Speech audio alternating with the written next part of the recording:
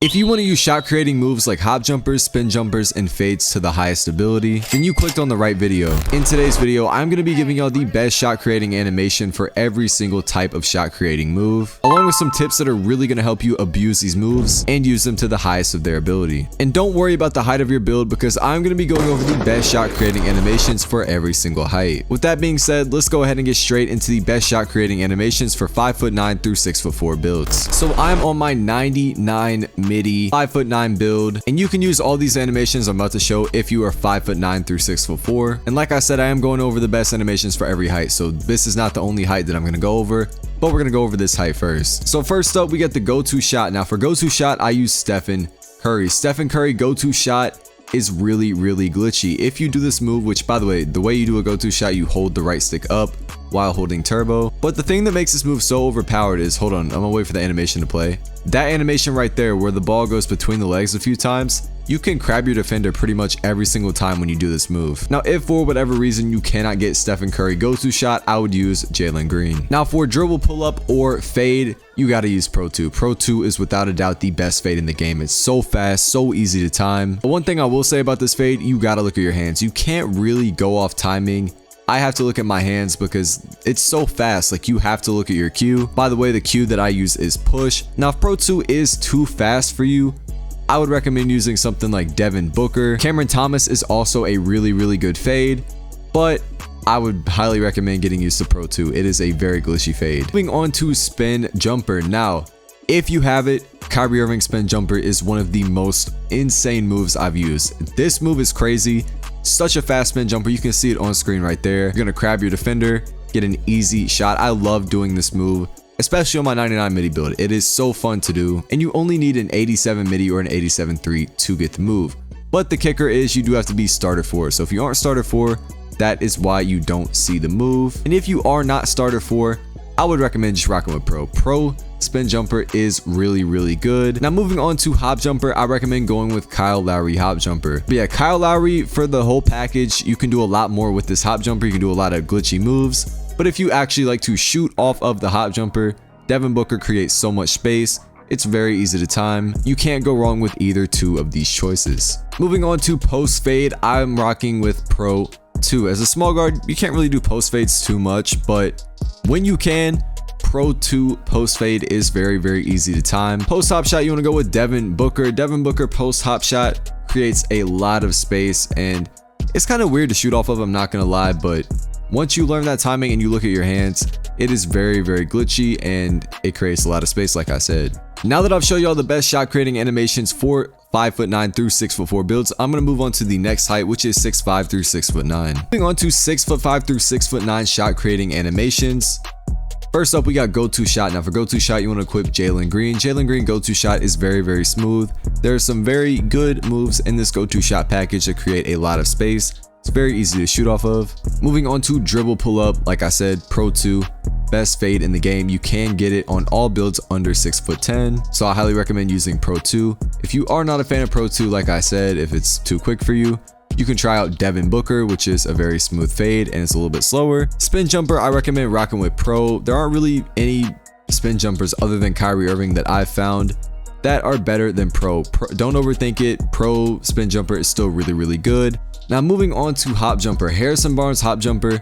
I've been using this animation for a really long time. I found it in 2K23 and it is the same since 2K23, and this move is insane. It's so easy to shoot off of, creates so much space from either side. It's very easy to shoot off of from either side. I mean, this move is complete. You only need an 82 plus midi or 3 to get it. You know, I was saying like throughout the video, if you don't like the move, go with something. I'm telling you right now, you're gonna like Harrison Barnes. Harrison Barnes is probably the smoothest animation I'm gonna go over today. Now for post fade, I recommend using Kobe Bryant. All of Kobe Bryant's like shot animations are all really good. For post hop shot, again, you want to go with Kobe Bryant. Now those right there are all the 6'5" through 6'9" shot creating animations. And finally, we're going to move on to 6'10" through 7'3" animations. Moving on to the best shot creating animations for 6'10" through 7'3" builds. Now for go-to shot, I recommend going with Kevin Durant. Now there aren't really too many go-to shots to pick from for 6'10" through 7'3" builds, but of the options, Kevin Durant is your best choice.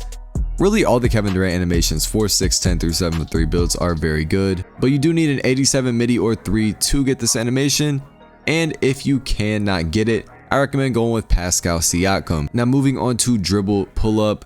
Again, Kevin Durant dribble pull-up is what you would want to go with. If you can get it, you do need an 87 midi or an 87.3. And if you do not have that, I recommend going with Chet Holmgren dribble pull-up. This is another really good fade. It's fast from either side and it's easy to hit with from either side as well. Now moving on to spin jumper. There are a few animations out of the Kevin Durant spin that are a little slow and, you know, might get like that one right there. Like, it just looks a little too slow. And if that bothers you, like it would bother me, I recommend going with normal.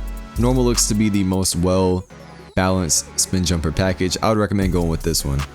Now moving on to hop jumper, I recommend going with normal 2. Normal 2 hop jumper is going to be very good for getting you a quick bucket on your big man builds. Whether you have a Wemby build, you know, just a normal footer for rec or something like that, this is going to be a really good hop jumper for you. You create a lot of space going to the right. Going to the left is not that good, but there's a really good animation where you hop back. Nikola Jokic is another really good option. I like this hop jumper a lot. Post fade, I recommend going with Kevin Durant. There is no requirement for post fade, so you know, because of that, you gotta go with Kevin Durant. Kevin Durant is, again, like I said, the bread and butter for 6'10" through 7'3" builds. For post hop shot, I recommend going with Harrison Barnes. Harrison Barnes has some really good shot creating moves, and that is the case for his post hop shot. Very good move right there. Now that right there was the best shot creating animations for every single height, but even though y'all have the animations now, y'all still need to know how to actually use these moves to the best of their ability. And lucky for y'all, I am going to show you that real quick. Okay, so the first thing that I want to talk about is your jump shot can affect how your shot creating animations look. So my jump shot, for example, on my 5'9" build with the 99 midi, I got Cam Thomas, Oscar Robertson, Kevin Porter Jr. with 90% Oscar, 10% Kevin Porter Jr., and I have it on push timing, which I'm going to talk more about the visual cue in a second. But you need to keep in mind that whatever jump shot that you have on will affect your fade. Most importantly, you want to keep in mind that whatever hand you have on is going to affect your fade and how it looks. So make sure that you can see your hands clearly on your jump shot, because if you can't, it's going to be pretty hard to hit your fades, which again, I'm going to talk more about it in a second, but you want to look at your hands when you fade. Talking more about shot time and visual cue, I recommend that you use push. Now, what you want to look for in push when you're fading, you want to look for the ball to reach its peak or be at the top of your head. Keep in mind, controller settings, whatever you have your shot time and visual cue on, that doesn't matter if your shot time and visual cue is different on your jump shot. See, my shot time and visual cue on my jump shot right here is push. Basically makes whatever you have on in controller settings irrelevant. The only thing that matters is what you have as your visual cue right here. Again, what you want to look for, and I'm using Pro 2 by the way, what you want to look for in every single fade is the ball to reach the peak at the top of your head. Once you release it, it is going to be green every single time if you are using push timing. Very easy to look for as long as you have the right hands. Again, all you want to look for is the ball to be at the top of your head.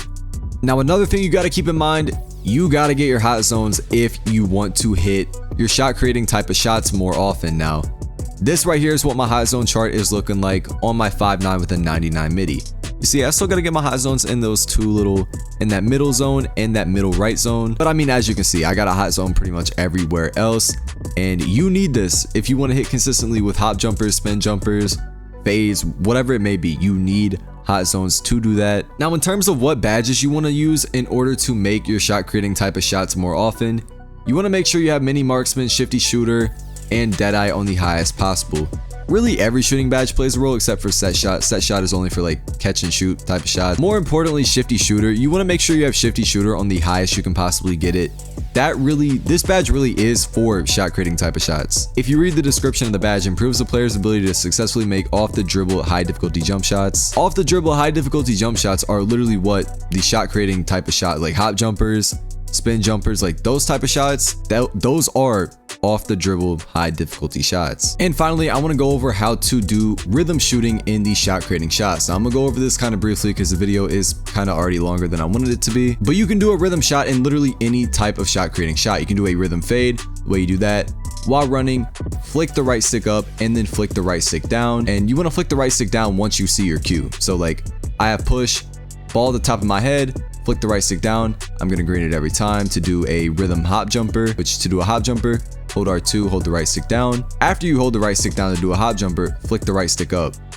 Once you see your cue, that's how you do a rhythm hop jumper. You can even do rhythm spin jumpers. You do a spin jumper and then you flick the stick in any direction. Now some of y'all are probably thinking, is this really necessary? The answer is no, you don't have to do this, but it does give you a really big boost in your green window.